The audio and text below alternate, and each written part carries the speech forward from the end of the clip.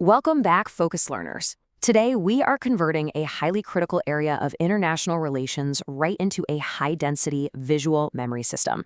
We're taking a deep dive into Bimstec. That's the Bay of Bengal Initiative for Multi-Sectoral Technical and Economic Cooperation. Now, this explainer is engineered specifically for rigorous exam preparation, so the goal here is to absolutely maximize your retention, your conceptual clarity, and your rapid recall under pressure. We're skipping all the fluff and going straight into the geopolitical, economic, and institutional dimensions that you actually need to know.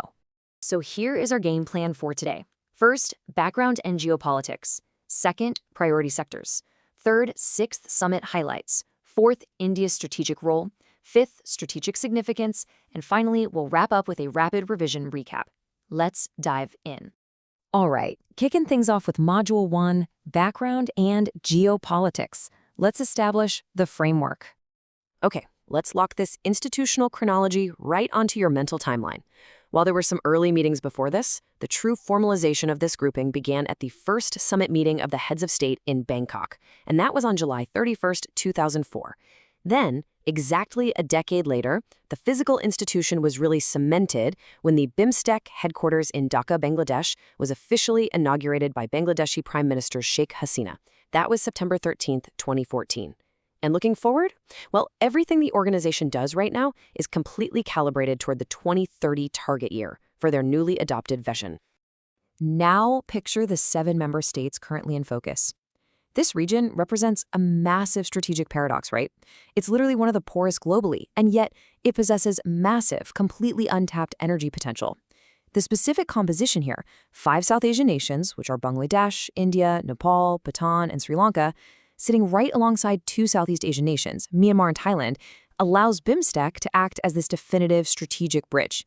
It links South Asia directly with Southeast Asia right across the Bay of Bengal. Moving right along to Module 2, priority sectors and institutional objectives. The core objective here is technological and economic cooperation across the entire Bay of Bengal coastline. This is driven by the Bimstec Summit itself, which is the highest policymaking body and is designed to be held every 2 years. To make this work, they distribute the workload systematically across 14 priority sectors. For your exam recall, you need to instantly isolate India's 3 critical lead sectors. Those are transport and communication, counterterrorism and transnational crime, and environment and natural disaster management. Notice how perfectly those align with India's broader security and connectivity goals? It's no accident. You've also got Thailand leading on public health and tourism, Bangladesh on trade and climate, Myanmar on energy, and Sri Lanka, Nepal, and Bhutan taking on technology, poverty alleviation, and culture, respectively. Returning to that massive energy potential we mentioned, we absolutely have to examine the Bimstec Transpower Exchange and Development Project. This is a crucial economic lever, and it follows a very logical strategic progression. Step 1, optimization of energy resources for mutual benefit.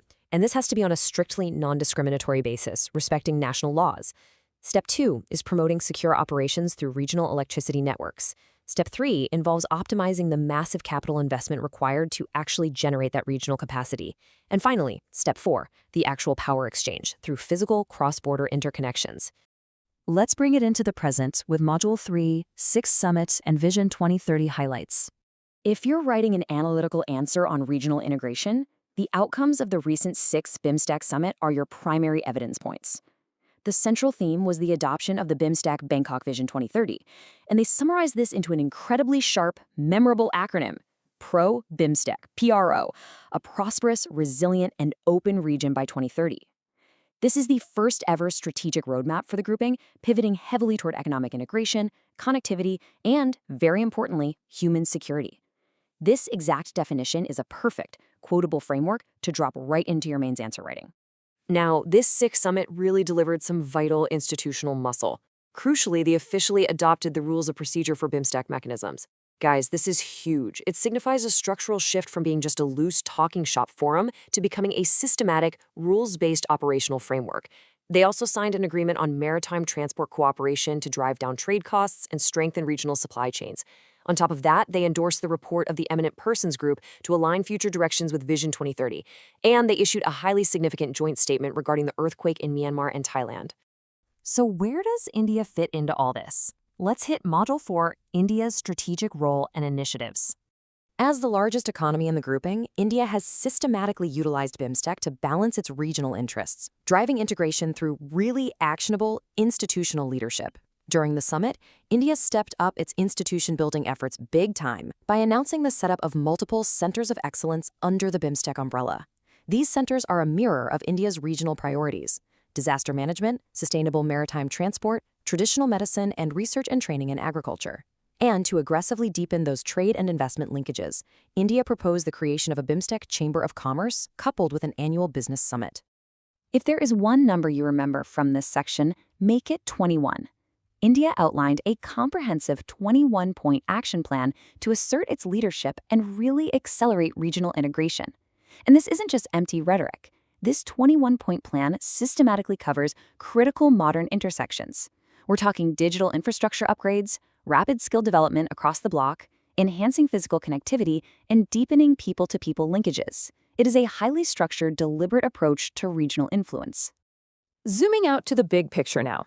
Module 5, Geopolitical Significance and the Indo-Pacific. Why does this institutional strengthening actually matter on a global scale? Well, the strategic evolution of the grouping answers this perfectly. Historically, Bimstec's traditional focus was heavily anchored in trade logistics, basic connectivity, regional supply chains, and recognizing the strategic importance of Indo-Pacific maritime transport. But look at the emerging focus. That joint statement on the Myanmar and Thailand earthquake proves that non-traditional security issues, things like natural disasters, climate risks, and resilient human-centered growth have now definitively taken center stage. The grouping is actively adapting to modern security realities. Ultimately, everything we've discussed reinforces this single strategic reality.